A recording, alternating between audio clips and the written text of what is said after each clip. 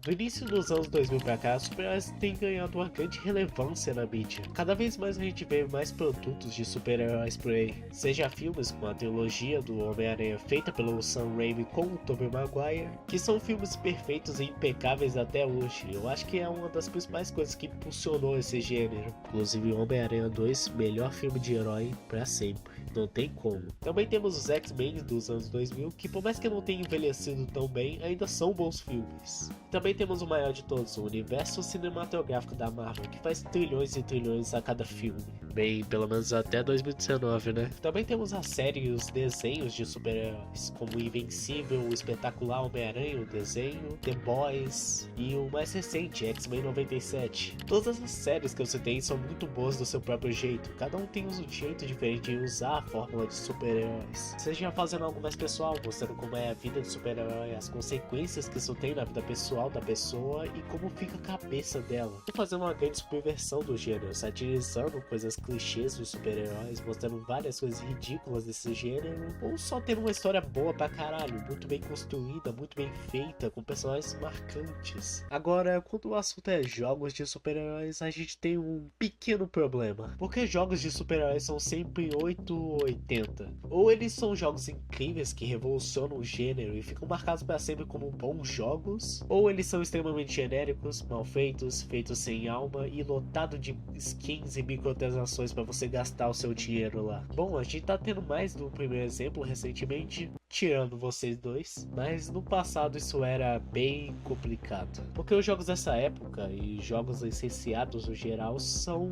mais produtos do que jogos. A maioria deles eram feitos junto com o filme do personagem na época, e como eu falei no vídeo dos jogos de PS2, eles não tinham muito tempo para trabalhar nesses projetos, por isso saíram jogos ruins, bugados e mal feitos. Mas sim, a gente tem exemplos de jogos bons de super-heróis dessa época, como o Homem-Aranha 2, o Ultimate Homem-Aranha e o Hulk Ultimate Destruction. Eu esqueci de mencionar, mas tem o Marvel Ultimate Alliance. Ele é muito pica, tá? Que são bons exemplos de jogos de super-heróis dessa época. Mas, e se eu te falasse que era pra ter mais um jogo de super-herói bom dessa época?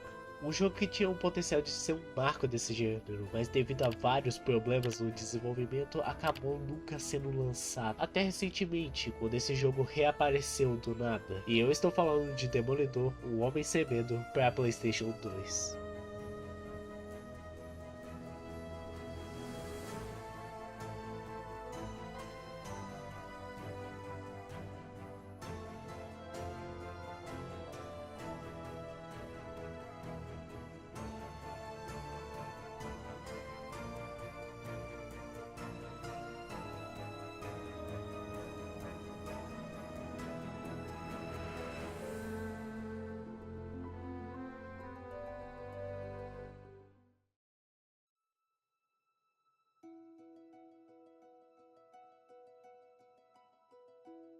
Mas antes da gente entrar de cabeça no jogo, a gente tem que entender todo o processo de desenvolvimento dele. E o que levou ele a ser completamente descartado. E tudo começou com uma desenvolvedora, a 5K Food, que eu vou chamar só de 5K durante o vídeo, porque é muito mais fácil. A 5K antes já tinha trabalhado com um port pro PlayStation 1 do jogo Army Man. Depois do desenvolvimento desse port, a 5K decidiu trabalhar num jogo próprio. E para isso ela formou uma parceria com a Encore Inc., que vai ser bem fundamental para a história do desenvolvimento desse jogo. A Encore tinha direito de várias propriedades da Marvel na época, como o Capitão América, mas foi o Demolidor que mais chamou a atenção da 5K, que decidiu pegar ele para desenvolver um jogo próprio. Que eu tenho que dizer que é uma excelente ideia, o Demolidor é um personagem perfeito para você se desenvolver em um jogo. Por ele ser um herói de rua, poderia fazer um jogo tipo da série Arkham, por exemplo. Ou melhor, como o próprio jogo do Homem-Aranha 2 pro PlayStation 2. Com um mapa aberto, cheio de crimes para você resolver na cidade. Várias missões para você se fazer e roupas para se coletar, e poderia ter um sistema tipo do Homem-Aranha, de você ouvir os inimigos de longe e desviar dos ataques deles.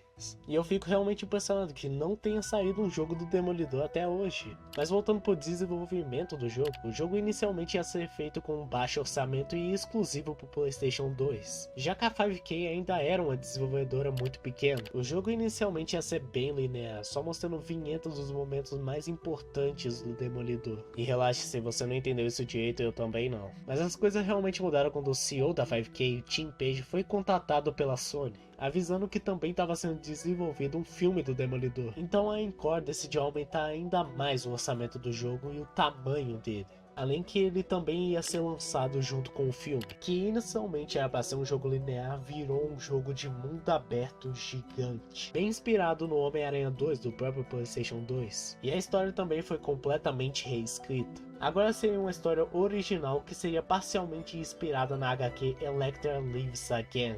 Uma história escrita por Frank Miller e Lynn Varley, que mostra o aparente retorno da Elektra, uma das principais vilãs do Demolidor. Outra coisa que eu esqueci de mencionar é que ele também seria lançado para Xbox e PC. Só que é aí que começaram alguns problemas no jogo.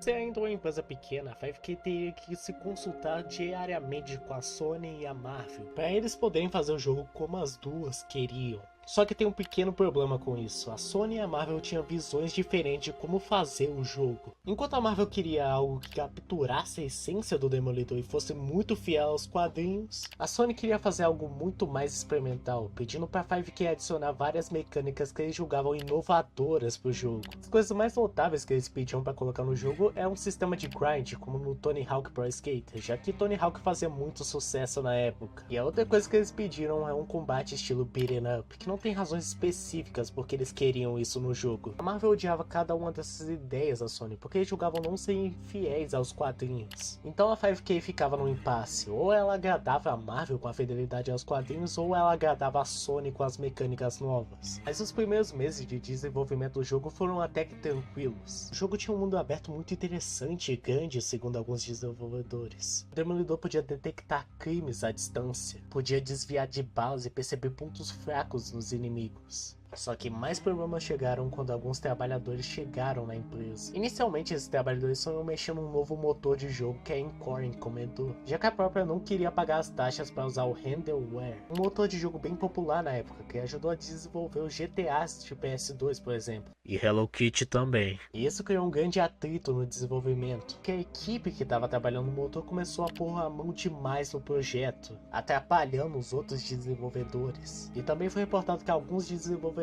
estavam abusando de drogas durante o projeto, que causou mais e mais problemas durante o desenvolvimento do jogo. E como não bastava isso, surgiu um problema ainda maior no desenvolvimento, porque o motor que eles estavam criando para o jogo não estava conseguindo tancar um projeto de mundo aberto tão grande como esse, que fez o jogo ser completamente reformulado. Agora ele seria um beat'em up 3D, focado mais em missões lineares. Agora a gente não teria um mundo aberto gigante com um monte de coisa para se fazer, que causou um outro problema de gameplay no jogo, já que eles não estavam conseguindo encaixar a mecânica de detectar inimigos com um beat'em up 3D. Essa reformulação toda fez o jogo ser adiado, agora ele não seria mais lançado junto com o filme. Mas mesmo com essa porrada de problemas, o jogo estava quase completo, e a 5K estava prestes a mostrar o jogo para a Marvel e para a Sony. Só que lembra que eu falei que a Sony e a Marvel tinham visões diferentes do jogo? Então, a Marvel, quando viu o jogo, se recusou a aprovar ele, porque eles julgavam que o jogo estava muito parecido com as ideias da Sony, e eles não queriam isso pro personagem. E juntando isso com os milhares de problemas que o jogo estava tendo, o jogo foi completamente cancelado e descartado. E aparentemente meses depois a 5K fechou as suas portas. Eu não sei se isso é 100% verdade, mas é o que aparenta. Então o jogo foi perdido para sempre, nunca mais poderíamos jogar ele.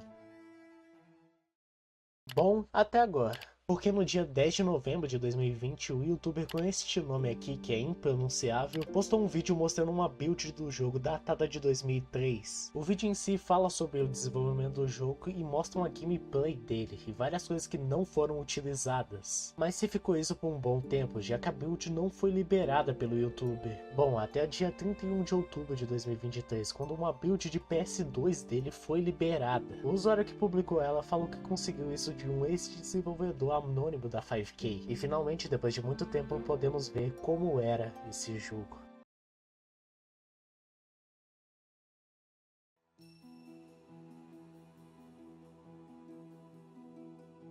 E é basicamente isso o vídeo. Esse vídeo ia ser mais longo, eu ia gravar uma gameplay muito longa falando desse jogo, só que devido a problemas na minha vida pessoal eu não consegui gravar a tempo, e eu tô há quase 2 meses sem postar nada, então eu não posso deixar o canal morto assim. Talvez eu faça uma parte 2 desse vídeo, mas é só isso por enquanto. Falou!